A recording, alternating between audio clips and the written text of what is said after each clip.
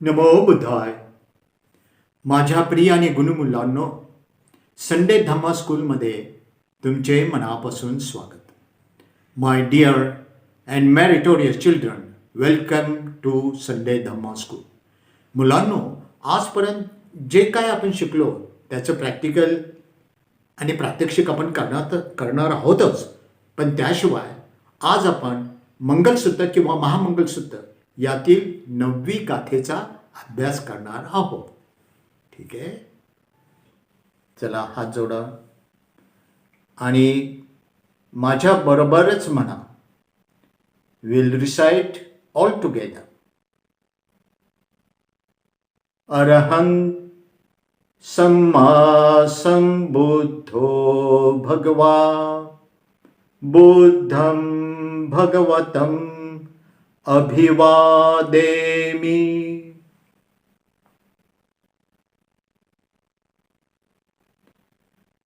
स्वाखातो भगवता धम्मो धम्मं नमस्सामि.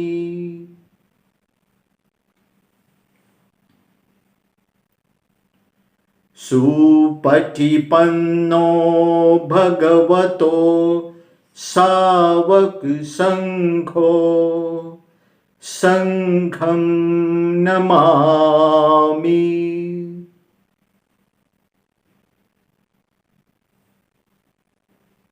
वा, छान. आता आपण 3 रत्नांना शरण जायचं आहे. We have to take refuge in 3 in triple chain. तर चला हात जोडा आणि आपण सगळ्यांनी एकत्र म्हणायचं आहे. Will recite all together. नमो तस्स भगवतो अरहतो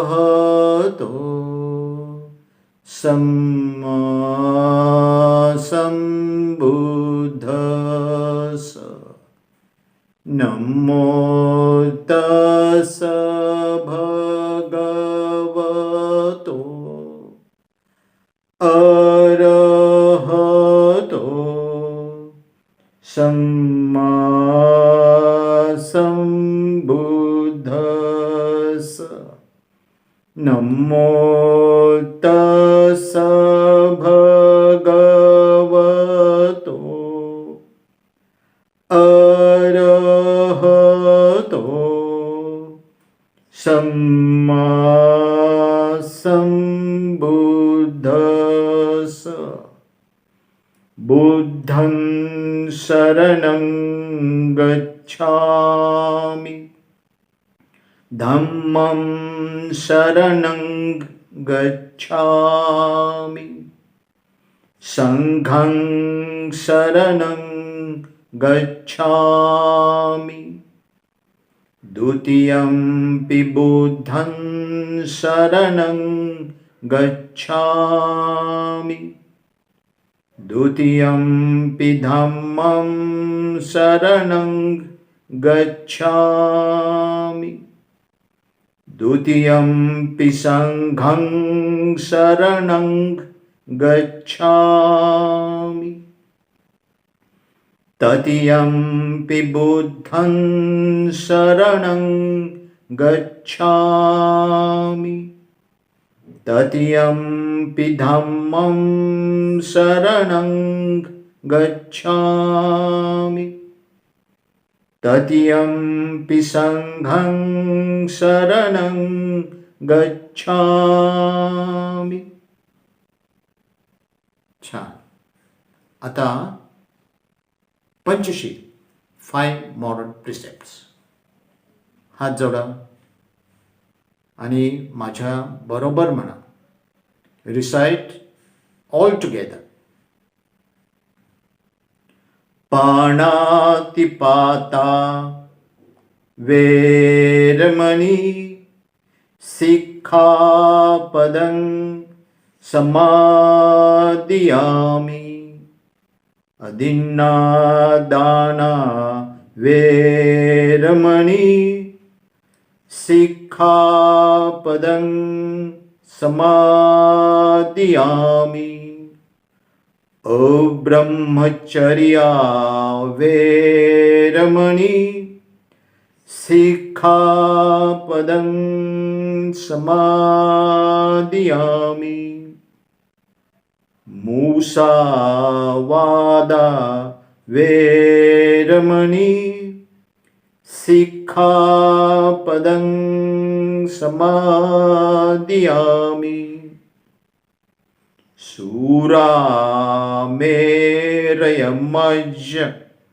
पमादठाना वेरमणि सिक्खापदं समादियामि साधु साधु साधु.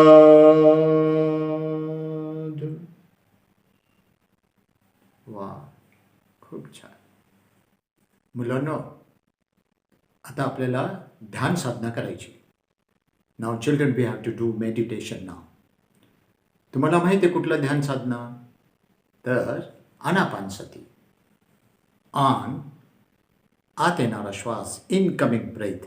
अपान, बाहेर जाणारा श्वास, आउट गोईंग ब्रेथ. आणि सती म्हणजे सतर्क, अवेअर. ठीक आहे. मागच्या वेळेस आपण बघितलं ते कसं करायचं, तुम्ही पूर्ण शिकलेला आहात. आता आपण प्रत्यक्ष ध्यान करायला सुरुवात करूया. ठीक आहे. Now it start doing meditation. तर मुलांनो, पहिल्यांदा शांतपणे मांडी घालून बसा. मान, पाठ, कंबर सरळ ठेवा. Now children, sit in the folded legs in a very comfortable posture. Keep your back and neck straight. Then काहीही टेन्शन घ्यायचं नाही. No tension. Be relax. आता जर तुम्ही चष्मा घालत असाल तर चष्मा काढून ठेवा. If you are wearing glasses, please keep your glasses on one side. Now मुलांनो, हळूवार तोंड बंद करा. हळूवार डोळे बंद करा. ज्या वेळेस तोंड बंद असेल तर श्वास कुठून जाईल? नाकातून. तर सारं लक्ष श्वासाकडे, म्हणजे नाकाच्या 2 दरवाजांवर, म्हणजे नाकाच्या नाकपुड्यांवर. आणि आत येणारा श्वास आणि बाहेर जाणारा श्वास त्याच्याकडे सारं लक्ष द्यायचं. Now children, close your mouth gently. Close your eyes gently. When your mouth is closed, definitely the respiration will go through the nose only. So you have to pay your entire attention at the nostril of the nose. Incoming breath and outgoing breath. मुलांनो, जोपर्यंत मी तुम्हाला सांगत नाही तोपर्यंत डोळे उघडायचे नाही. Don't open your eyes until I tell you.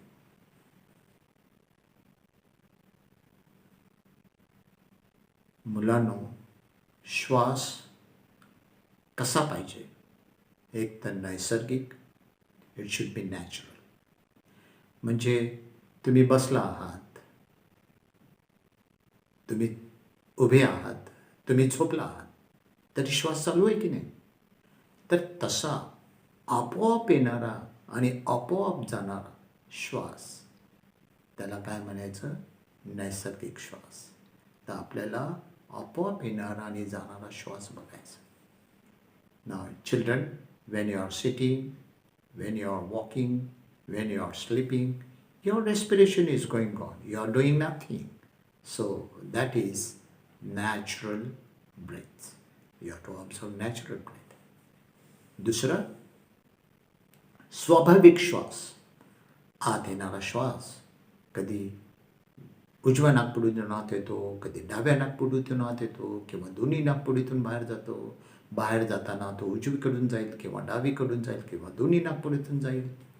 कधी श्वास लांब असेल, कधी दीर्घ असेल, कधी आखूड असेल, कधी छोटा असेल, कधी जड असेल, कधी हलका असेल. जसा आहे तसा बघायचा. त्यामध्ये आपण होऊन स्वतः काही बदल करायचा नाही. त्याला म्हणायचं स्वाभाविक श्वास. नाव children, you have to observe the breath as it is. When you are breathing in, the incoming breath may come in through maybe right nostril, left nostril, or both. While going out, it may pass through the left nostril, right nostril, or both. You have to observe.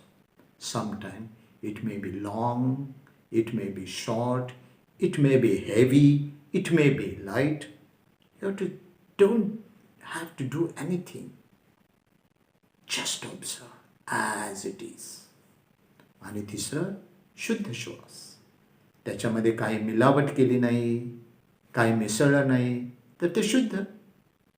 आणि म्हणून श्वासाबरोबर कोणतेही आकडे म्हणायचे नाहीत, आकडे मोजायचे नाहीत आणि कुठलाही मंत्र वगैरे म्हणायचं नाही. म्हणजे श्वास कसा राहील? शुद्ध राहील. नाव children, you have to observe pure breath.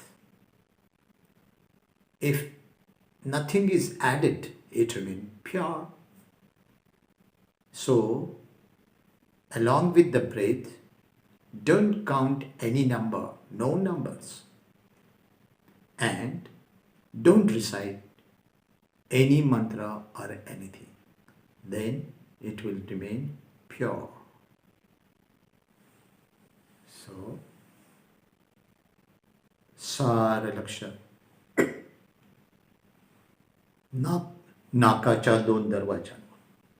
Pay your entire attention at the nostril.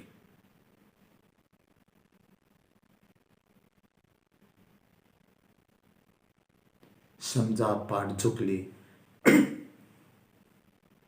तर घाबरायचं कारण नाही.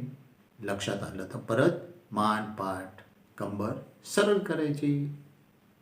समजा विचार करता करता मनात काही विचार आले, मन भरकटलं, तर घाबरून जायचं नाही, काळजी करायचं नाही. लक्षात आलं की परत सारं लक्ष नाकाच्या दोन दरवाजांवर आणायचं. Children, when you find that you bend down, then smilingly keep your back and neck straight, not to worry about. And when some thoughts come in the mind, your mind may go away.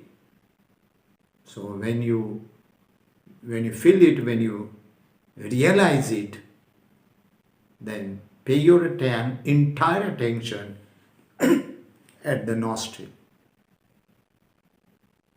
So, नाकाच्या दोन दरवाजावर जणू पहारेकरी बसवलाय आणि तो फक्त बघतो कोण आत येतंय, कोण बाहेर जात आहे. Like that only. You have to just observe, just feel. मुलांनो, just like a watchman sitting and just observing. Somebody has come, somebody has gone. So similarly, you don't have to do anything, just observe. Just observe and feel. आणि आता आपल्याला मागच्या वेळेस सांगितल्याप्रमाणे आणखीन 3 step लक्षात घ्यायच्या आहेत. पहिली स्टेप काय? आत येणारा श्वास कधी डाव्या नाकपुडीतून आत येतो, कधी उजवीकडून आत येतो किंवा दोन्ही नाकपुडीतून आत येतो. बाहेर जाताना तो उजवीकडून जाईल, बाहेर जाईल, डावीकडून जाईल किंवा दोन्ही नाकपुड्यातून बाहेर जाईल. ते फक्त जाणायचं आहे. Now, children, you have to just feel and observe. So, while the breath coming in, it may come in through the right nostril, left nostril, or both. While going out, it may pass through the left nostril, right nostril, or both. You have to just observe, just feel. दुसरी step, आत येणारा श्वास थोडा थंड असतो, बाहेर जाणारा श्वास आपला शरीरातून जात असतो. आपले शरीर उबदार आहे म्हणून थोडा उबदार असतो, ते जाणायचं आहे. नाव children,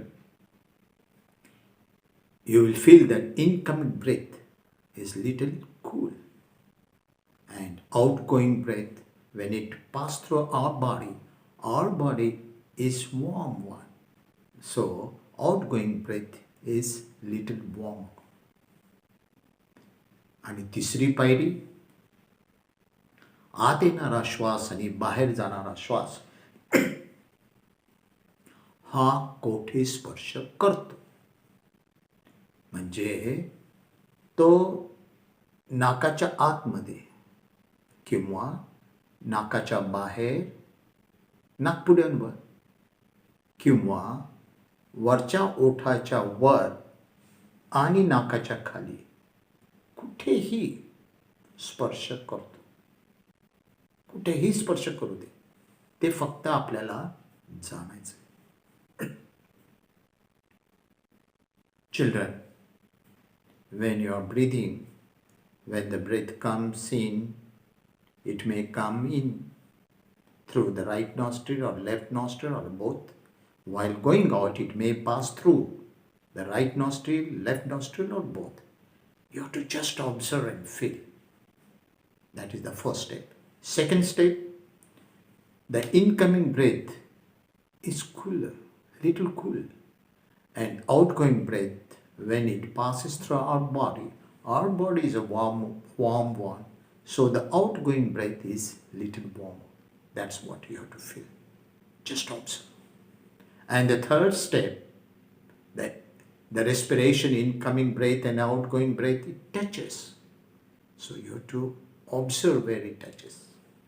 See, incoming breath may touch inside the nose anywhere, or outside the nose on the nostrils, or it may touch on the upper side of the upper lip and below the nose, anywhere.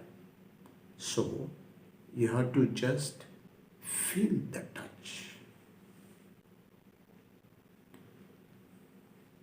असं पण होईल की आता स्पर्श जाणवणार नाही, जाणवला तर ठीक आहे, नाही जाणवला तरी ठीक.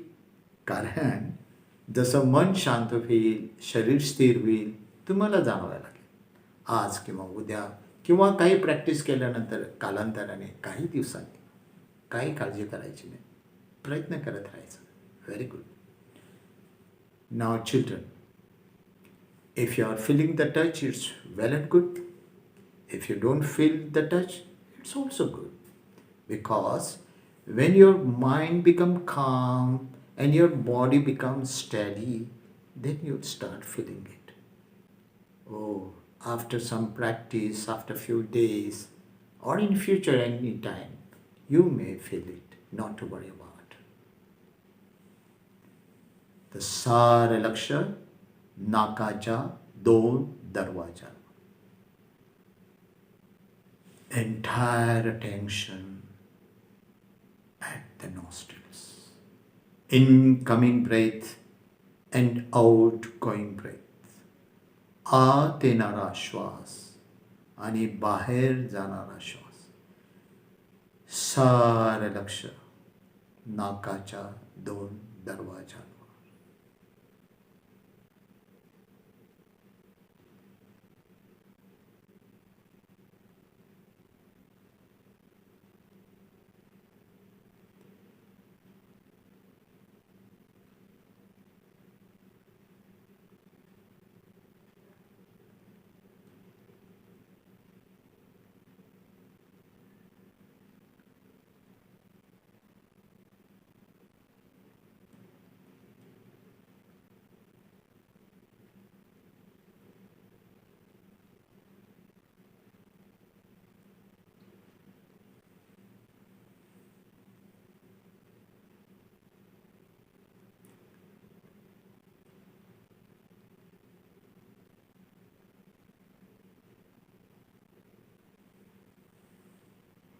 मुलांनो, हळूहळू डोळे उघडा.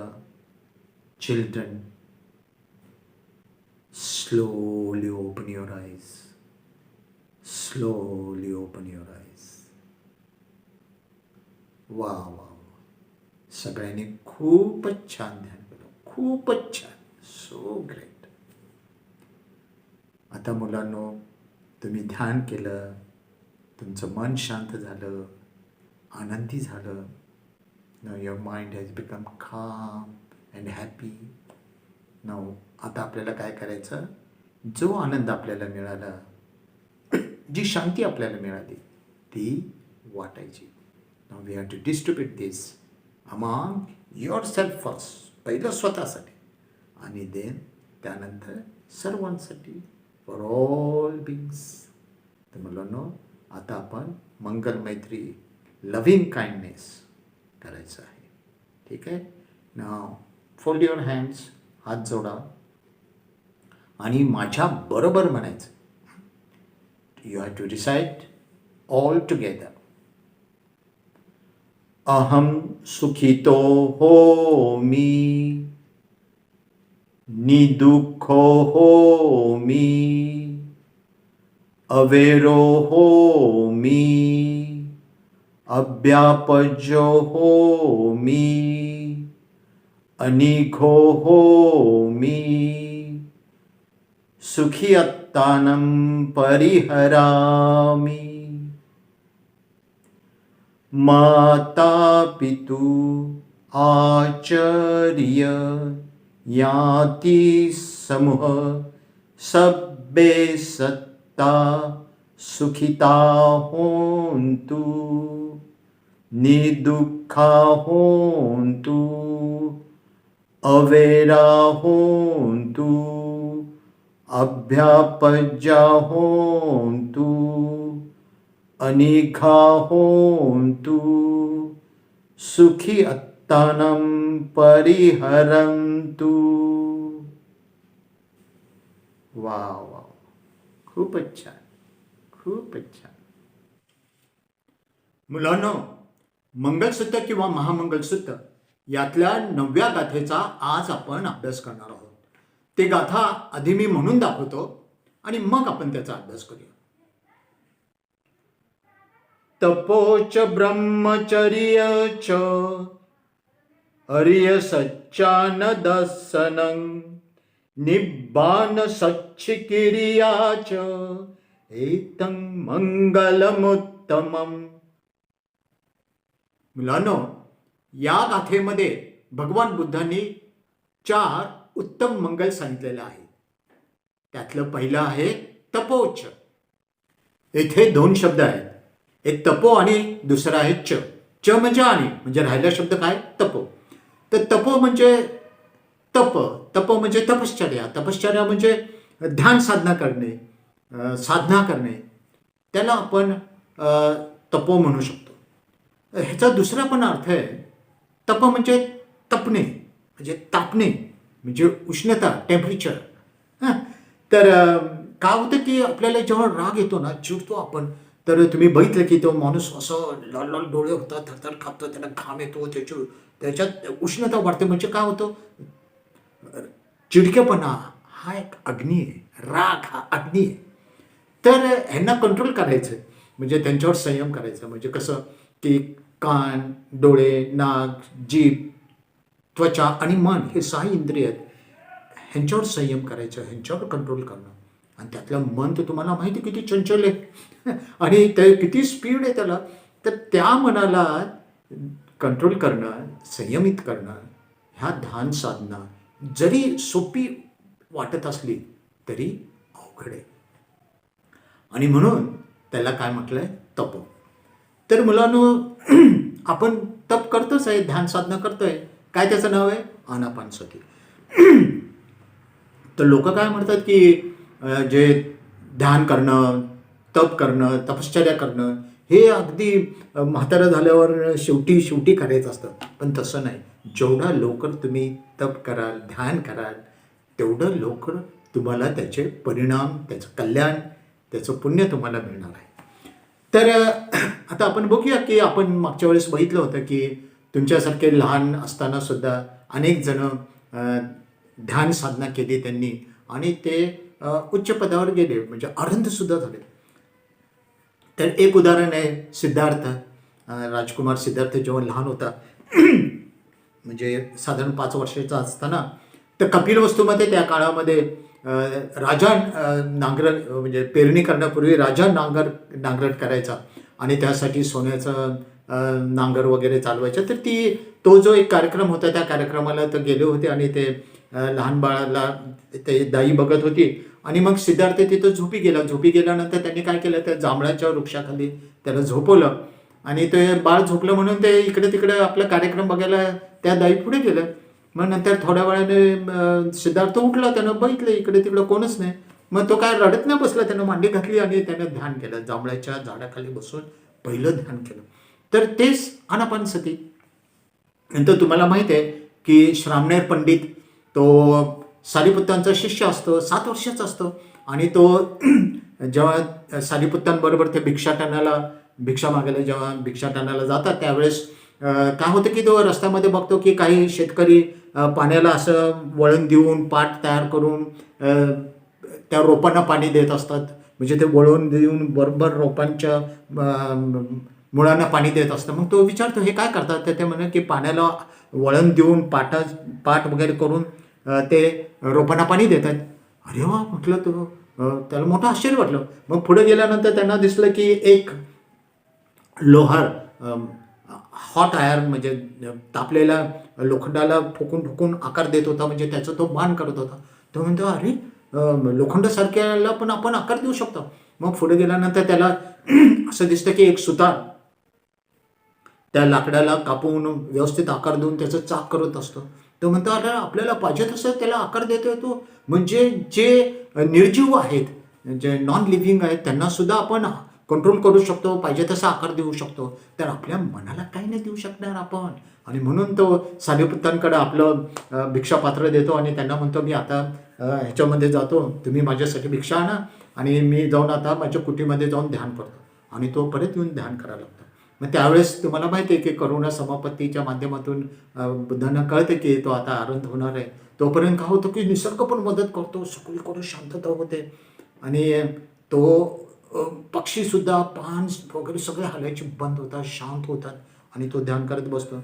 आणि तेवढ्यात सारीपुत्त त्याला भिक्षा मिळालेली असते ते घेऊन येत असतात आणि तो त्याला डिस्टर्ब होणे म्हणून मग बुद्ध येतात आणि सारीपुत्तांना काही प्रश्न विचारतात, 4 प्रश्न विचारतात आणि त्याचं उत्तर देईपर्यंत तो तिकडे आनंद होतो. आणि नंतर आपण मागच्या वेळेस बघितलं की विशाखा ते 7 वर्षाचे लहान असताना प्रथमच बुद्धांचं प्रवचन ऐकते आणि ती इतकी तल्लीन होऊन जाते, तिथं ती ध्यान पण करते आणि जे ध्यानाच्या 4 पायऱ्या आहेत त्यातलं पहिलं जे ना स्वतः पण होऊन जाते आणि पुढे ती अग्र उपासिका बनते. तर दुसरी आणखीन एक कथा सांगितली होती मागच्या वेळेस आपण रेवतांची. तो 7 वर्षाचा असताना तो जंगलामध्ये जातो, खदीरच्या भयानक जंगलामध्ये जाऊन तो एकटा ध्यान करतो आणि तो आनंद होतो.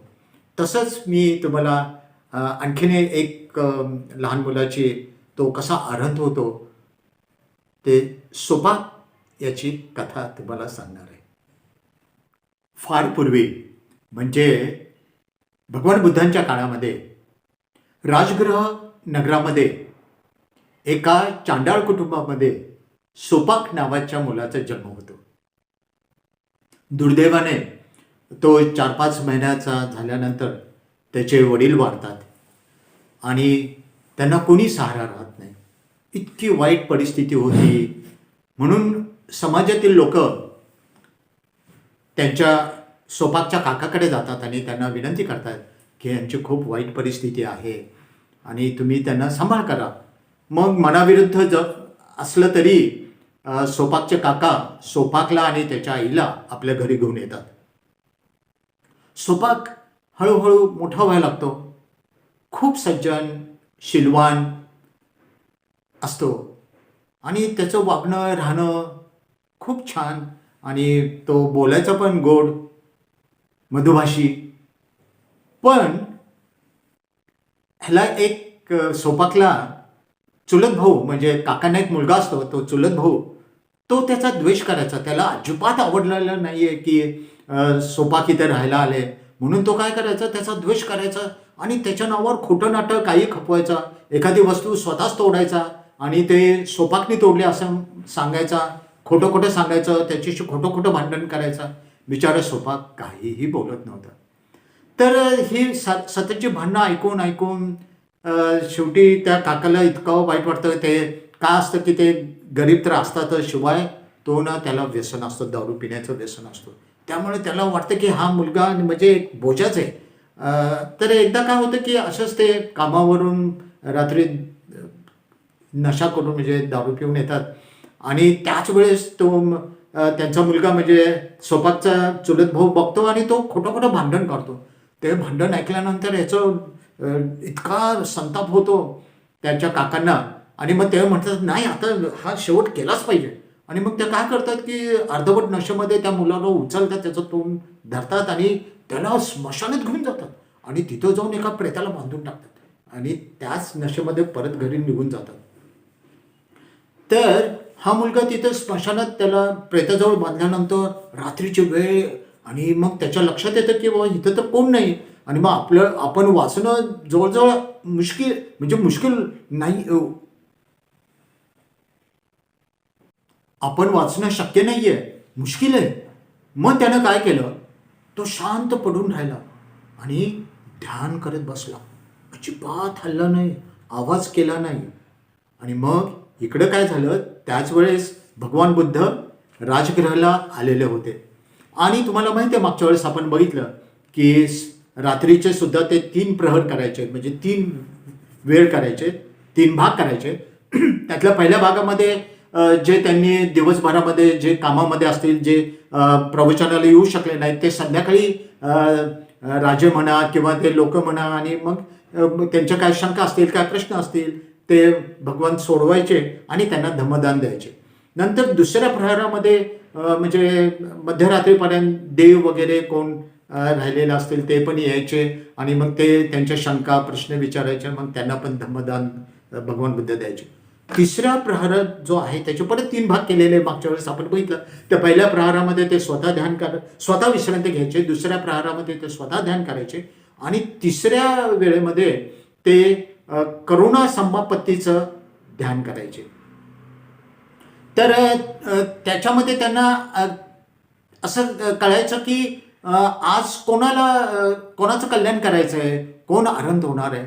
आणि मग त्यांच्या लक्षात येतं की सोपाकचं आज कल्याण करायचं आहे. म्हणून ते काय करतात, भिक्षूंना बोलवतात आणि त्यांना सांगतात की स्मशानात जाऊन त्याला घेऊन या. मुलांनो, ह्या चित्रामध्ये तुम्हाला दिसतं की स्मशानामध्ये सोपाकला एका प्रेताला बांधलेलं आहे आणि तिथं त्याला चावण्यासाठी लांडगे आलेले आहेत. अशा वेळेस त्यांना भिक्षू येताना दिसतात. त्यानं जोरात आवाज केला आणि भिक्षू त्या दिशेने त्याच्याकडे आले. भिक्षू येताच सगळे लांडगे पळून गेले. भिक्षूंनी सोपाकला सोडवले. स्मशानातून त्याला परत विहारात भगवान बुद्धांकडे घेऊन आले.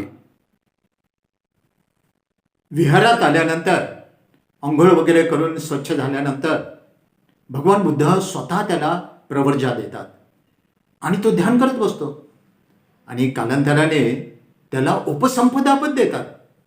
आणि काय आश्चर्य माहितीये, तो ध्यान करत करत आरंत होतो, आरंत. तोपर्यंत इकडे काय होतं की त्याची आई उठते आणि ती पाहते की आपला मुलगा नाहीये. मग तिला वाटतं काहीतरी धोका झालाय, काहीतरी काळं झालेलं दिसते आणि म्हणून ती त्याच्या शोधात निघते.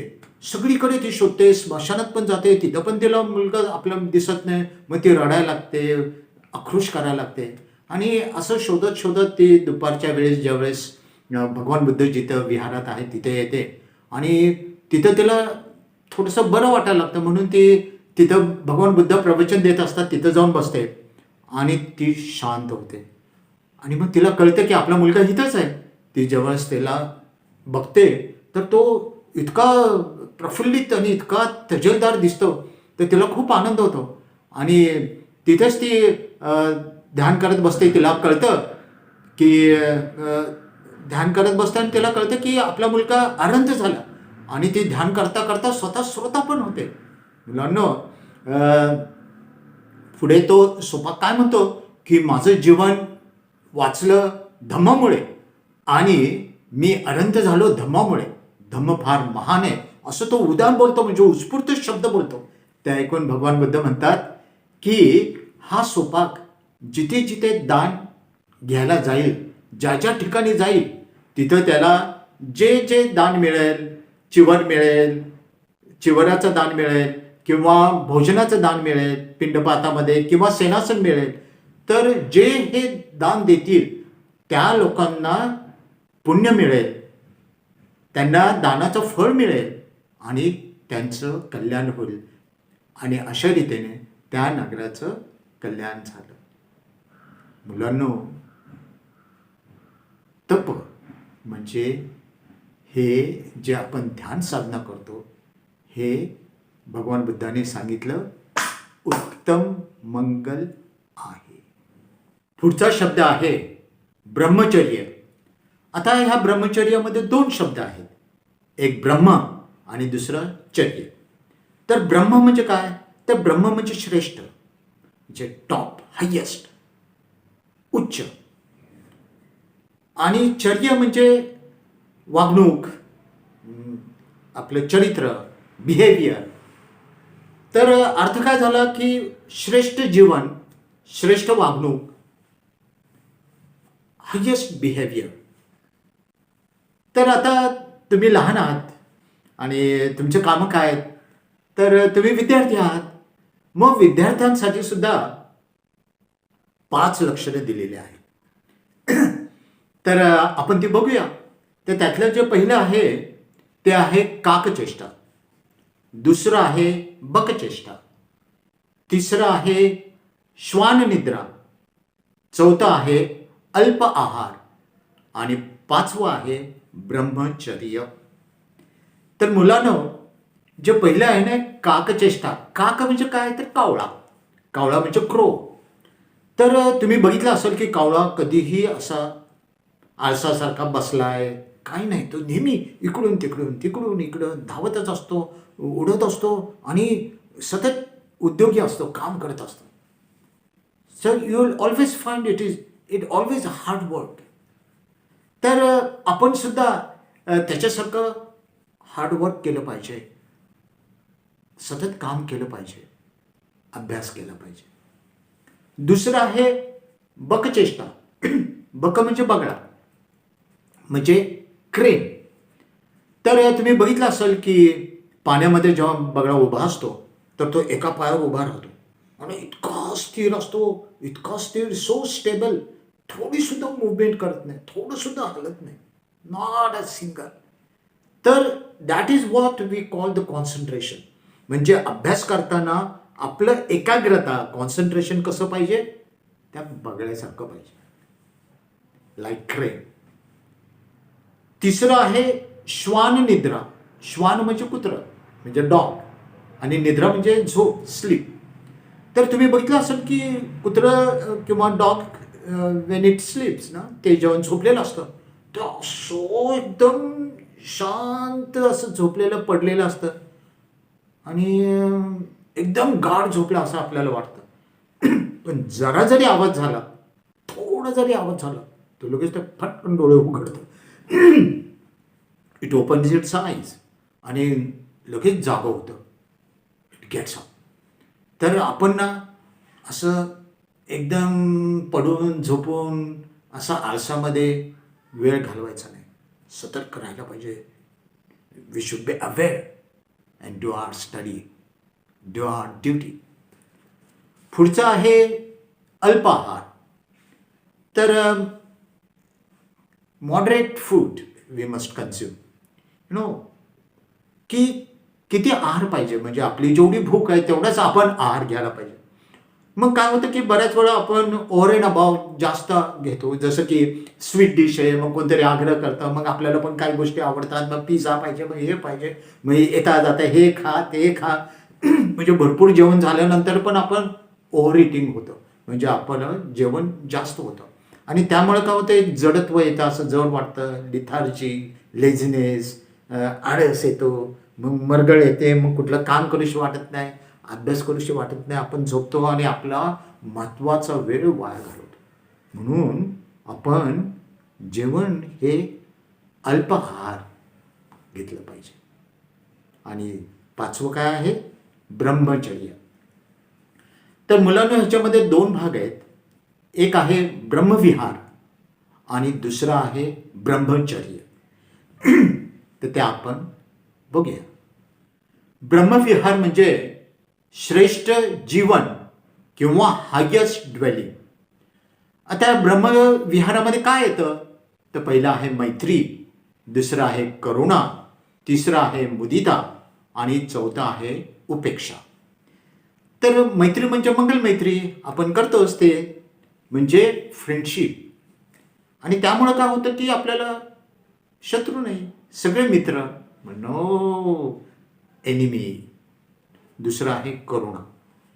करुणा म्हणजे ज्यावेळेस आपण दुसऱ्याचं दुःख पाहतो तर आपल्यामध्ये दया येते. We feel sorry when we see somebody suffering. ह्यामुळे काय होतं की आपण हिंसेपासून, वधापासून दूर राहतो. We keep away from killing. तिसरं आहे मुदिता. मुदिता म्हणजे काय की आपल्याला मोद होतो, आनंद होतो. कशाचा आनंद होतो, दुसऱ्याला सुखी बघून आपण आनंदी होतो. When we see somebody is happy, we also become happy. आणि म्हणून का होतं त्यामुळं की आपल्यामध्ये जे राग द्वेष आहे ते मनातून पूर्ण दूर होतात. म्हणजे मागच्या वेळेस आपण बघितलं, आरती पापा म्हणजे ते दूर होतात. We become free from craving and aversion. आणि चौथं आहे उपेक्षा. त्याला उपेक्षा म्हटलेलं आहे. म्हणजे काय होतं की जे अवेलेबल आहे, जे आपल्या पुढं आहे ते आपल्याला आवडत नाही. म्हणजे आईने समजा एखादा चांगला पदार्थ केला असता, जरी तो पौष्टिक असला तरी तो आपल्याला आवडत नाही. मग आपल्याला दुसरंच काहीतरी पाहिजे, पिझ्झा पाहिजे वगैरे. मग असं अनेक गोष्टींमध्ये आपल्याला होतं, ही गोष्ट नको, ती गोष्ट पाहिजे. पण जर आपण अपेक्षा जर केली नाही, जे आहे ते जर आपण स्वीकारलं, तर आपण कसं तटस्थ राहिलो, जे आहे ते प्रेमाने स्वीकारलं. We accept with love whatever we got. आणि त्यामुळं काय होतं, आपण तटस्थ राहतो. We we we keep balance. आणि त्यामुळं काय होतं, आपण सुखी होतो. We become happy. तर ह्याला काय म्हटलंय, ब्रह्मविहार. आणि पुढचा शब्द आहे ब्रह्मचर्य. ब्रह्मचर्य म्हणजे ज्या वयामध्ये जी कामं करायची त्याला ब्रह्मचर्य म्हटलंय. म्हणजे कसं की आता तुम्ही लहान आहात, तुम्ही विद्यार्थी आहात, तर तुमचं सगळ्यात महत्त्वाचं काम काय की मनापासून अभ्यास करणे. ओके, हे झालं एक. You have to study hard. दुसरं असं की घरातले आई वडील, घरातले थोरले व्यक्ती, ज्येष्ठ नागरिक, नंतर शिक्षक, नंतर आपले मोठे बहीण भाऊ, समाजातील थोर व्यक्ती, ह्यांचा मान राखणं, त्यांना रिस्पेक्ट देणं आणि धम्माचं आचरण करणं. सकाळीच लवकर उठणं, नंतर त्रिरत्नांना वंदन करणं, शरण जाणं, मेडिटेशन करणं सकाळ संध्याकाळ. आणि आपला जो महत्त्वाचा वेळ आहे तो आपण टी व्ही, मोबाईल याच्यामध्ये वाया घालवायचा नाही. तर खेळाच्या वेळेस खेळायचं, योग्य आहार घ्यायचा, पौष्टिक आहार घ्यायचा आहे, व्यायाम करायचा आणि प्रकृती चांगली ठेवायची. आणि सगळ्यात महत्त्वाचं मधुभाषी व्हायचं, सगळ्यांशी प्रेमाने राहायचं, मंगल मैत्री करायची. तर ह्याला काय म्हणायचं, ब्रह्मचर्य. ब्रह्मचर्याचं पालन करणं. ओके. तर तुम्हाला एक चित्र दाखवलं की त्यामध्ये तुमच्यासारखेच लहान मुलं, एक मुलगी कशी ती धम्माचं आचरण करते आणि कशी राहते. ठीक आहे, आपण ते बघूया. मुलांनो, तुमच्यासारखीच एक विद्यार्थिनी लहान मुलगी सकाळी प्रसन्नपणे उठली, नंतर ती स्वच्छ होते, नंतर पौष्टिक आहार घेते, नंतर आवडीचं काम करते, आई वडिलांचा मान राखते, त्यांना वंदन करते, आनंदाने शाळेला जाते आणि शाळेमध्ये मनापासून लक्ष देते. मुलं स्वतःहून घरच्यांना मदत करतायत, स्वतःहून काम करतायत, स्वच्छता करतायत आणि भगवान बुद्धांना वंदन करतायत, 3 रत्नांना शरण जात आहेत, भिक्षूंना आदर करतात, आलेल्या भिक्षूंना वंदन करतात. रोज सकाळी संध्याकाळी मेडिटेशन म्हणजे ध्यान साधना म्हणजे आनापानसतीची ध्यान साधना करतात. ह्यामध्ये तुमची प्रगती आहे, तुमचं कल्याण आहे आणि म्हणून भगवान बुद्धांनी ब्रह्मचर्य याला उत्तम मंगल म्हटले आहे. पुढचा शब्द आहे आर्य सच्चान दसन. ह्याच्यामध्ये 3 शब्द आहेत. एक आर्य आहे, दुसरं सच्चान आणि तिसरं दसन. तर ह्यातला जो पहिला आहे तो आर्य आहे. आर्य म्हणजे आर्य, आर्य म्हणजे नोबल, नोबल म्हणजे श्रेष्ठ, उच्च, हाय, टॉप. ओके. दुसरा शब्द आहे सच्चानम. सच्चानम म्हणजे सच्च, सच्च म्हणजे सत्य, सत्य म्हणजे ट्रुथ. आणि तिसरा शब्द आहे दस्सन. दस्सन म्हणजे पाहणे, अनुभव घेणे, to see, to observe, to experience. Okay.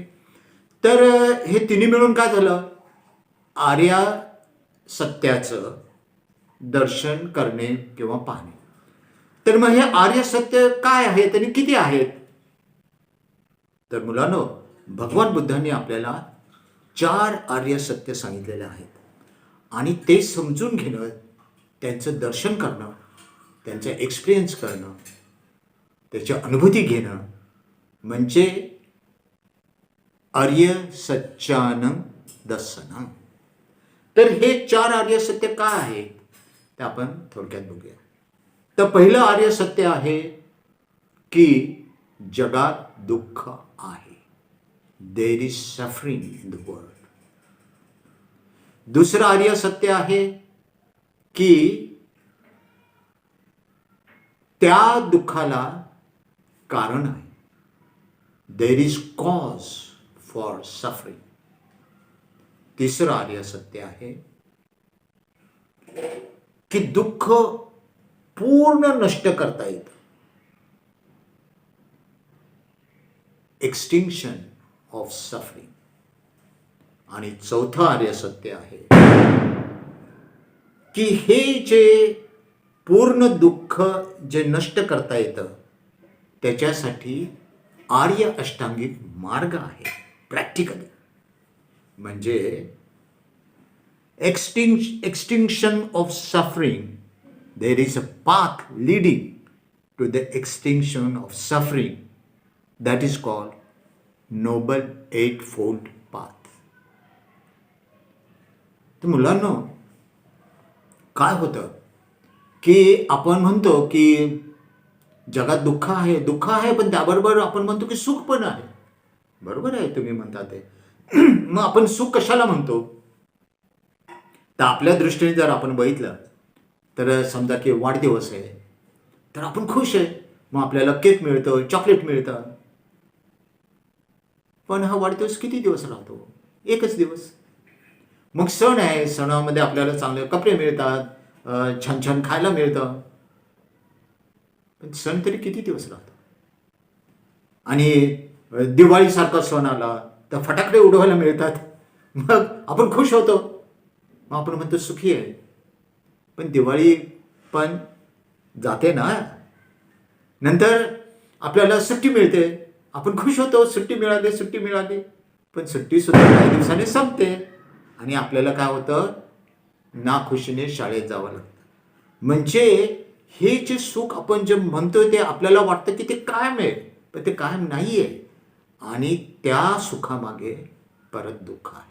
म्हणजे थोडक्यात काय, की दुःख आहे हे आपण समजलं पाहिजे. आणि मग दुःख आहे हे जेव्हा आपल्याला कळलं, तर त्या दुःखाला कारण आहे आणि ते जर कारण समजलं तर आपण पूर्णपणे दुःखातून मुक्त होऊ शकतो. आणि त्यासाठी भगवान बुद्धांनी आपल्याला आर्य अष्टांगिक मार्ग म्हणजे 8 noble path, noble 8 fold path दिलेला आहे. तर आपण त्याच्या बाबतीत थोडक्यात माहिती घेऊया. ठीक आहे. ज्यावेळेस भगवान बुद्धांना बोधिवृक्षाखाली बोधी प्राप्त झाली आणि त्यांना जो शोध लागला त्याच्यामध्ये 4 आर्य सत्य त्यांना समजले. पुढे पटिच्च समुत्पाद कळाला. त्यामुळे ते पूर्ण दुःखमुक्त झाले आणि पुढे सम्यक संबुद्ध झाले. तर ही एवढं कल्याणकारी विद्या, हा धम्म कोणाला शिकवावा असं त्यांच्या मनात आल्यानंतर त्यांनी पाहिलं की हे जे पंचवग्य भिक्खू जे आहेत, ज्या नावाने प्रसिद्ध आहेत, त्यांना आपण शिकवावं. मग ते कुठं आहेत, तर ते सारनाथला आहेत. म्हणून भगवान बुद्ध बोधगयेहून सारनाथला आले. सारनाथ येथे आल्यानंतर भगवान बुद्धांनी त्या पंचवग्य भिक्षूंना धम्म शिकवला. त्यालाच आपण धम्मचक्क पवतन सुत्त असे पण म्हणतो.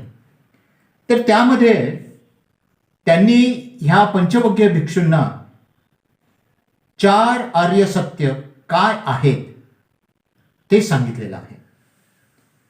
तर ती 4 आर्य सत्य आपण समजावून घेण्याचा थोडक्यात आणि सोप्या भाषेत समजावून घेण्याचा प्रयत्न करूया. तर काय आहे की त्यांनी पहिलं आर्य सत्य काय आहे, नोबल ट्रूथ काय आहे, तर दुःख आहे. There is suffering. मग हे दुःख काय आणि कसे आहे, तर आपण जर बघितलं तर आपल्या जन्मापासूनच खरं तर दुःख मागे लागलेलं आहे. म्हणजे जन्मच हा दुःख आहे. दुसरं आपण बघितलं की जे वयस्कर लोक आहेत, म्हातारे लोक आहेत, किती त्यांची परिस्थिती वाईट होते. आपण बघतो त्यांच्या चेहऱ्यावर अशा सुरकुत्या पडतात, पांढरे केस होतात. एवढंच काय, त्यांना नीट चालता येत नाही, हातात बिचाऱ्यांना काठी घ्यावी लागते आणि इतके कष्ट त्यांना होतात. उभा राहता येत नाही, चालता येत नाही, नीट खाता येत नाही. म्हणजे म्हातारपण हे दुःख आहे. तिसरं असं आहे की आजारपण. आजारी आलं की कोणाला सुख वाटतं का? नाही. आजार पडलं की किती त्रास आहे, किती दुःख आहे, अंग दुखतं, हे होतं. आज आपण बघतो की सगळं जगामध्ये कोरोना पसरलेला आहे. त्यानं कित्येक लोकांना आजारी पडतायत आणि आपण बघतो की त्यांचे किती हाल होत आहेत. आणि शरीरावर जर एखादी व्याधी झाली, एखादं शरीराचा एखादा भाग जर निकामी झाला, काम करत नाही असं झालं, तर किती त्रास आहे. तर हे काय आहे? आजारपण आणि व्याधी. हे काय आहे? दुःख आहे. चौथं, आपल्याला जी आवडती वस्तू आहे, जे आपल्याला प्रिय आहे, ते मिळत नाही, मग दुःख. जी नावडीची गोष्ट आहे, जे अप्रिय आहे, तेच आपल्याला मिळतं, दुःख. म्हणजे आवडीच्या वस्तूपासून दूर जातो आणि नावडीच्या वस्तूकडे आपण जवळ जातो, तेच मिळतं आणि ते काय आहे, ते दुःखाचं कारण आहे. आणि पुढचं असं आहे की आपण अनेक गोष्टी ची अपेक्षा करतो, इच्छा करतो, पण त्या इच्छेप्रमाणे ते मिळतंच असं नाही आहे. आणि मग इच्छेप्रमाणे मिळालं नाही तर काय आहे, दुःख आहे. तर ही सर्व कारणं आहेत दुःखाची. पण ही कारणं झाली वरवरची. भगवान बुद्धांनी त्या पंचवक्य भिक्खूंना सांगितलं की थोडक्यात म्हणजे महत्वाचं, इन शॉर्ट महत्वाचं काय आहे, तर पंच उपादान खंदा पी दुःखा. म्हणजे हे जे पंच उपादान जे आहेत ते दुःख आहे. म्हणजे पंच उपादान काय आहे मुलांनो, तर समजावून घ्या, फार सोपं आहे. जसं की आपलं शरीर आहे, तुम्हाला माहिती आहे आपलं शरीर हे भौतिक शरीर आहे. ह्याच्यामध्ये काय 5 आपण ज्याला हे म्हणतो ना भूत आहेत, पंचभूत, आणि त्याच्यापासून हे बनलेलं शरीर आहे भौतिक शरीर, म्हणजे शरीर आहे. आणि दुसरं काय, मन आहे. तर मनाचे पुढे 4 भाग आहे. एक विज्ञान, समजा आपण एखादी वस्तू बघत आहे तर ते पाहण्यासाठी आपल्या शरीरामध्ये ते सगळ्या ऑर्गन्स पाहिजेत, ते सगळ्या पाहिजेत आणि त्या सजीव पण पाहिजेत. म्हणजे मग ते एकमेकाला म्हणजे आपल्या मेंदूकडे ते संदेश पाठवणारे पाहिजेत. म्हणजे आपण जेव्हा एखादी वस्तू बघितली तर पहिल्यांदा काय पाहिजे, व्हायला पाहिजे, विज्ञान पाहिजे. आणि मग ती वस्तू बघितल्यानंतर मग आपण म्हणतो ही वस्तू काय आहे. मग आपण जर ती पूर्वी बघितलेली असेल, पूर्वी जर आपल्याला त्याचा आपण अभ्यास केलेला असेल तर त्याला नाव देतो, त्याला काय म्हणतो आपण, संज्ञा. म्हणजे बघा, समजा आता मी म्हटलं की उरळी कळंगे असा जर शब्द मी म्हटला तर तुम्हाला काहीच नाही कळणार, तुम्ही निर्विकार बघणार, अरे काय म्हटले सर, काय म्हटले सर. तर त्याचा अर्थ जर मी म्हटलं की बाबा बटाटा, बटाटा म्हटलं की तुम्हाला काय होतं, लगेच कळतं. मग तुमच्या पुढे येतं की बाबा बटाटा म्हणजे बटाटा वडा, बटाट्याची भाजी, बटाट्यापासून बनवले वेगवेगळे पदार्थ, हे सगळे तुम्हाला आधी माहीत आहे, म्हणून ती काय झाली, संज्ञा. आणि पुढे काय होतं, तो बटाटा वडा तुम्हाला आठवला की तुम्हाला तोंडाला पाणी सुटतं, म्हणजे त्या काय संवेदना होतात. म्हणजे 2 प्रकारच्या संवेदना. एखाद्याला बटाटा वडा आवडत असेल तर त्याला जी संज्ञा होईल ती सुखद होईल, आणि ज्याला त्या आवडत नसेल त्याला जे संवेदना होतील त्या कशा होतील, दुःखात, म्हणजे वेदना. ओके, संवेदना आपण त्याला म्हणतो. आणि ज्याला आवडतंय तो काय म्हणून, मला अजून पाहिजे, मला अजून पाहिजे, हो. आणि ज्याला आवडत नाही तो काय करत, हॅट्रेट करून, नको मला, नाही आवडत मला, म्हणजे त्याला काय म्हटलं, संस्कार. आणि हे जे पंच उपादान आहे हेच मुळात दुःखाचं कारण आहे. आलं लक्षात? पुढे आपण याचा आणखीन अभ्यास करूया, बघूया. तर दुसरं त्यांनी काय सांगितलं की दुःखाला कारण आहे. Okay, there is cause for suffering. तर जगात घडणाऱ्या कोणतीही घटना कारणाशिवाय घडत नाही, म्हणजे दुःखाला सुद्धा कारण आहे. You follow? तर म्हणजे थोडक्यात तुमच्या लेवलला जर सांगायचा विचार केला तर आपण एक उदाहरण घेऊया थोडक्यात, की एक मोबाईल आहे आणि तुम्हाला मोबाईल पाहिजे. बरं बाबा, मोबाईल मिळाला. आता मोबाईल मिळाला तर तुम्ही काय म्हणणार, तो स्क्रीन टच पाहिजे. ठीक आहे बाबा, स्क्रीन टच बनवला. आता काय झालं, इंटरनेट पाहिजे. ओके, इंटरनेट मिळालं. बरं, आता काय पाहिजे, हो ते त्याच्यामध्ये ह्या ॲप्स पाहिजेत. मग त्या ॲप्स पण आले. हो ते आता काय झालं की ते गेम पाहिजेत. मग ह्या गेम खेळून झालं, आम्हाला आता दुसरी गेम पाहिजे, ती पण मिळाली. नाही आता नवीन गेम आले ते पाहिजेत. काय होतं की त्या गेम आणि ते हे नंतर पुढं आता नवीन व्हर्जन आलं की सेल्फी काढायचा. सेल्फी काढण्यासाठी कॅमेरा आणखीन स्ट्रॉंग इतकं झालं, आणखीन 2 कॅमेरे आले. आता काही ह्याच्यामध्ये 4 कॅमेरे आहेत. मग आपल्याला इच्छा होते ते 4 कॅमेरेवाले, ते सेल्फी चांगला काढणारा असलं काहीतरी पाहिजे. म्हणजे ती जी आपली हाव आहे, जी आपली इच्छा आहे, जी हाव आहे, ती वाढतच जाते आणि त्यालाच काय म्हटलं, तृष्णा. आणि तेच काय आहे, तणा. तर ह्या तणा किंवा ही जी तृष्णा आहे ते 3 प्रकारचे आहेत. आता आपण बघितलं ना, मोबाईलसाठी किंवा काही काम करण्यासाठी, पैसे मिळवण्यासाठी आपण जे काम करतो, जे धडपड करतो, ती आहे कामतणा म्हणजे तृष्णा. दुसरी आहे भवतणा. भवतणा म्हणजे काय, की मी मी मी आणि मी, माझ्या वस्तू, माझं कुटुंबीय, मी बांधलेलं घर, हे ना असं वाटतं की कायम राहावं, कायम. आणि आपल्याला वाटतं हे कायमच राहील. आणि माझी वस्तू सुद्धा जी माझ्याकडे आहे, माझा मोबाईल माझा कायम राहील, माझं घर कायम राहील. आणि हरवल ते दुसऱ्याचं, नष्ट होईल ते दुसऱ्याचं. म्हणजे आपण हा पण विचार करतो की बाबा आता आजार बाहेर आलेला आहे, तर ते दुसऱ्यानं होईल, मला थोडंच होईल. आणि आपल्याला वाटतं की मी मी कायम राहील. जर हळूच तुम्हाला जर कोणी सांगितलं की अरे तू तू ना कधी मरणार नाही, तू अमर राहणार आहे, इतकं बरं वाटतं ना. दुसरे मरणार आणि आपण मात्र अमर राहणार, आपण मात्र राहणार. तर ही जी त्याच्यासाठी जी तृष्णा आहे, त्याच्याशी हाव आहे जगण्याची, राहण्याची, अमर होण्याची, अमर राहण्याची, त्याला काय म्हटलं, भवतणा. आणि तिसरं काय आहे की विभवतणा. आता आपल्याला लक्षात आलं की बाबा दुःख आहे, मग ह्या दुःखापासून मला मुक्त व्हायचं, मला मुक्त व्हायचं, मग मला मेडिटेशन करायचं, मला हे करायचं, मला ते करायचं, मग अष्टांगिक मार्गावरून मला चालायचं, मग मला हेच करायचं. मग त्याच्यासाठी सुद्धा आपल्या मनामध्ये साध्या गोष्टीसाठी सुद्धा, या महत्त्वाच्या गोष्टीसाठी सुद्धा आपल्या मनामध्ये हाव निर्माण होते आणि ते वाढत वाढत जाऊन त्याची पण तणा होऊ शकते. म्हणजे हे कारण काय आहेत, तर कामतणा, भवतणा आणि विभवतणा असं भगवंतांनी सांगितलं. आणि पुढं काय आहे, तिसरं आर्य सत्य काय, दुःख निरोध. म्हणजे काय, की दुःख पूर्णपणे नष्ट करता येतं. Okay, we can, there is extinction of suffering. हे तिसरं आर्य सत्य आहे.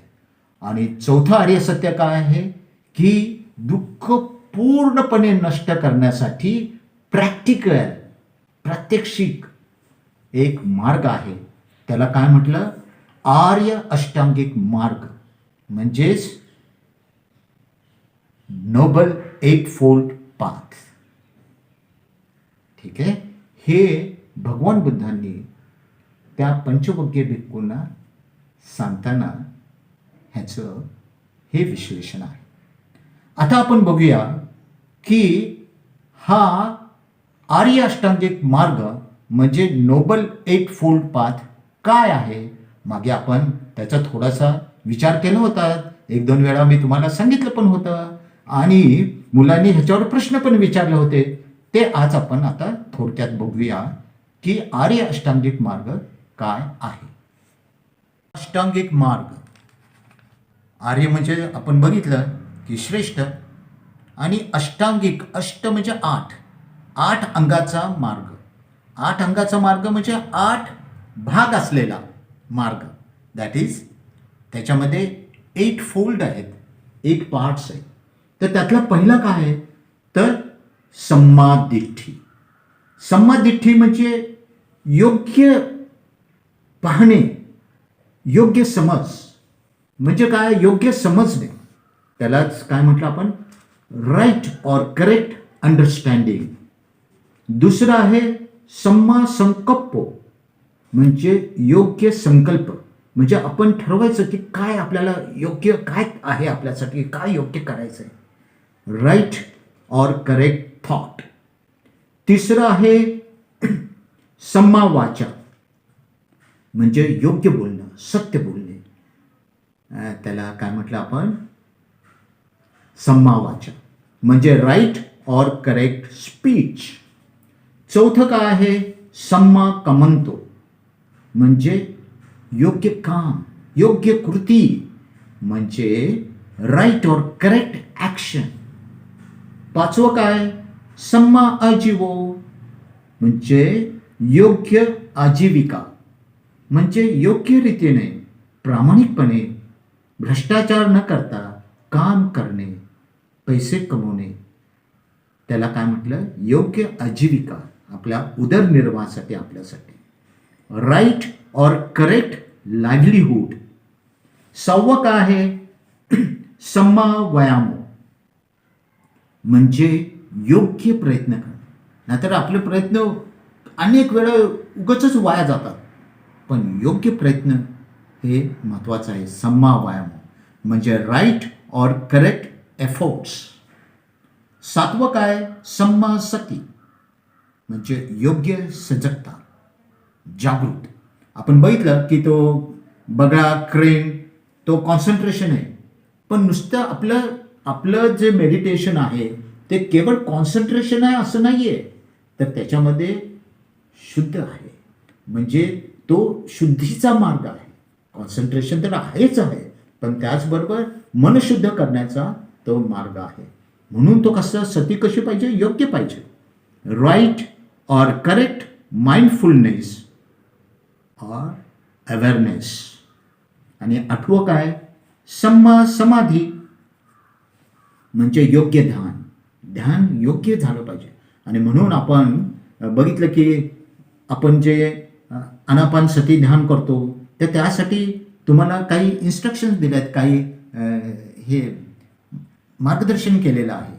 का, तर तुमचं ध्यान योग्य व्हावं. Right or correct concentration. आता बघा मुलांनो, ह्याच्यामध्ये जर तुम्ही बघितलं तर पहिले 2 जे आहेत, सम्मा दिठ्ठी आणि सम्मा संकल्प, हे कशामध्ये येत आहेत, ते प्रज्ञेमध्ये येत आहेत. त्याच्यानंतर सम्मा वाचा, सम्मा कमंतो, सम्मा आजीवो, हे कशामध्ये येतात, ते शीलमध्ये येतात. म्हणजे आणि जे पुढचे जे 3 आहेत, म्हणजे 6वं सम्मा व्यायामो, 7वं सम्मा सती आणि 8वं सम्मा समाधी, हे कशामध्ये येतं, समाधीमध्ये.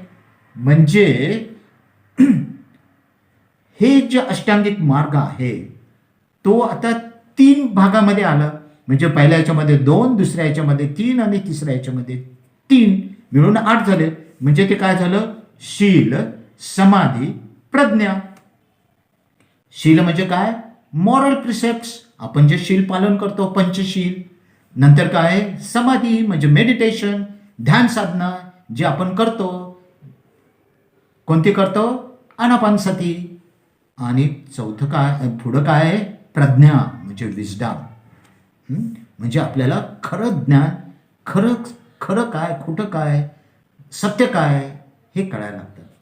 आणि हे तर आपण करतोच आहे. आणि म्हणून भगवान बुद्धांनी आर्य सच्चानम दर्शनम ह्याला उत्तम मंगल म्हटले आहे. पुढचा शब्द आहे निब्बाण सच्ची किरियाच. आता च आपण बघितलं, च म्हणजे आणि, म्हणजे राहिलं काय, निब्बाण सच्ची किरिया. तर ह्याच्यामध्ये मुख्य तो तसं बघितलं तर 3 शब्द आहेत, पण मुख्य 2 शब्द आहेत. म्हणजे पहिला आहे निब्बाण.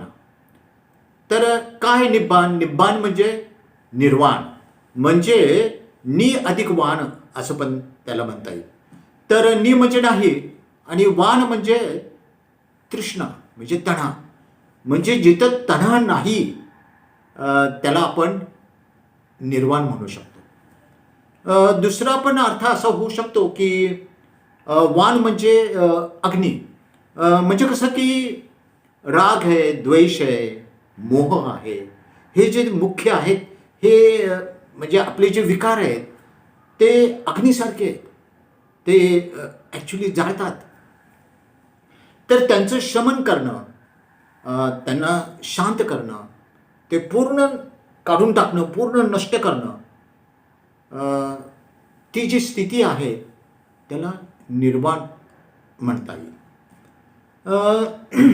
खरं तर निर्वाण ही त्या स्टेजला, त्या स्थितीला गेल्यानंतर ती एक अनुभूती आहे. म्हणजे इट इज एक्सपिरियन्स. तो एक्सपिरियन्स म्हणजे कसं आहे की तिथे दुःख नाही आहे, तिथं आनंद आहे. तर तिथे दुःख नाही, तिथे सुख आहे. पण ते कसं आहे की आपले जे इंद्रिय आहेत, कान, डोळे, नाक, जीभ, त्वचा आणि मन, ह्याच्या परे आहे, त्याच्या असं म्हणतात की त्याच्या पलीकडची ती अनुभूती आहे. मग ज्यावेळेस आपण ते शब्दामध्ये सांगण्याचा प्रयत्न केला, तो एक्सपिरियन्स, तो अनुभव, तर तो सांगणं कठीण आहे. आणि बऱ्याच वेळा काय होतं की निर्वाणाबद्दल खूप अशा चुकीच्या भ्रामक कल्पना पसरलेल्या आहेत. ते म्हणतात की निर्वाण म्हणजे मृत्यू. तर निर्वाण म्हणजे मृत्यू नाही आहे, ती अनुभूती आहे. म्हणजे ते म्हणजे तसं बघायला गेलं तर तो मृत्यू पण नाही आहे, तो जन्म पण नाही आहे. मोठं कठीण आहे. तर मग निर्वाण आपण हे कसं काय एक्सप्लेन करायचं, तर बघूया आपण पुढे. तर पुढचा शब्द आहे सच्ची क्रिया. सच्ची क्रिया म्हणजे सच्ची म्हणजे सत्य, म्हणजे साक्षात्कार, म्हणजे ॲक्च्युली ते आपण अनुभवायचं आहे, त्याचा एक्सपिरियन्स घ्यायचा आहे, ते जाणून घ्यायचं आहे. त्याला आपण काय म्हणतो, सच्ची क्रियाच्या. आलं लक्षात? तर आता आपल्याला अनुभूती कशाची घ्यायची आहे, तर निब्बाणाची अनुभूती घ्यायची आहे. तर मुलांनो,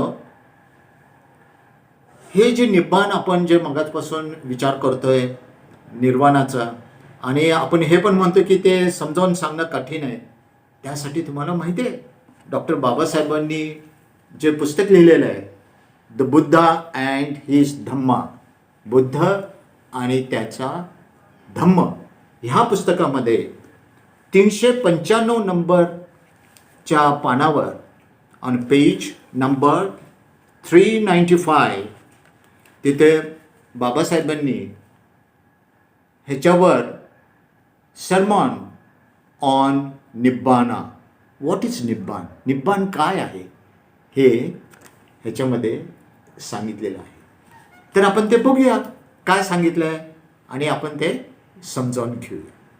ठीक आहे. एकदा श्रावस्तीमध्ये अनाथपिंडकाच्या जैतवन विहारात भगवान बुद्ध असताना, त्यावेळी भंते सारीपुत्र ते पण तेथे होते. एकदा भिक्षूंच्या सभेमध्ये भगवान बुद्ध भिक्षूंना म्हणाले, भिक्षूंनो, तुम्हाला धम्माचा दायात म्हणजे वारसा म्हणजे उत्तराधिकारी बनायचे आहे, भौतिक वस्तूंचा नाही. म्हणजे मुलांनो, विहार आहे, इमारत आहे, चिवर आहे, पात्र आहे, इत्यादी ज्या गोष्टी आहेत, ज्या भौतिक गोष्टी आहेत, त्याचं भगवान बुद्ध म्हटले नाही.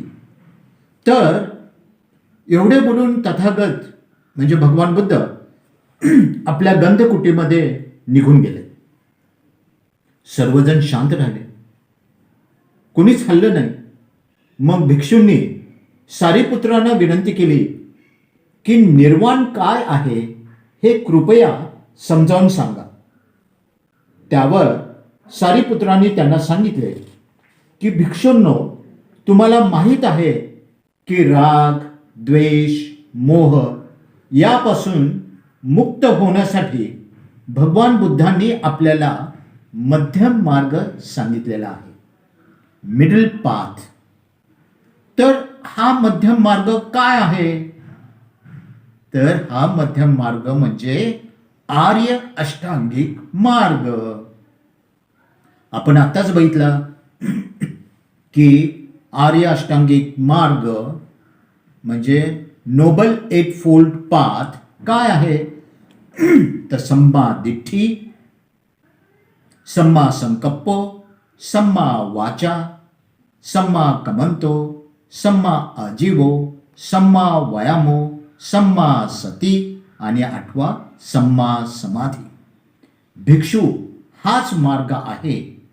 क्रोध, गर्व, अहंकार, प्रमाद, आळस हे सर्व अकुशल कर्म म्हणजे पाप, वाईट काम आहेत. आणि यातून मुक्त होण्यासाठी मध्यम मार्ग आहे. दृष्टी देणारा, ज्ञान देणारा, शांती, प्रज्ञा आणि बोधीकडे नेणारा हा मार्ग आहे. आणि म्हणून आर्य अष्टांगिक मार्ग हे दुसरे नाव निर्वाण आहे. निब्बान, which is not but that noble eightfold path. आणि ते ऐकून सारे भिक्षू प्रसन्न झाले व त्यांनी अभिनंदन केले, साधुकार केला. All monks become glad at heart and rejoice what Venerable Sariputta said. आणि मुलांनो, आपण त्याचे बघितले 3 भाग केले. शील, समाधी, प्रज्ञा म्हणजे पंचशील, ध्यान आणि ज्ञान. 5 moral precepts, meditation and wisdom. आणि याचा अभ्यास आपण करतोच आहोत. म्हणजेच आपण निब्बाणाच्या दिशेला आहोत, निब्बाणाच्या निर्वाणाच्या मार्गावर आहोत.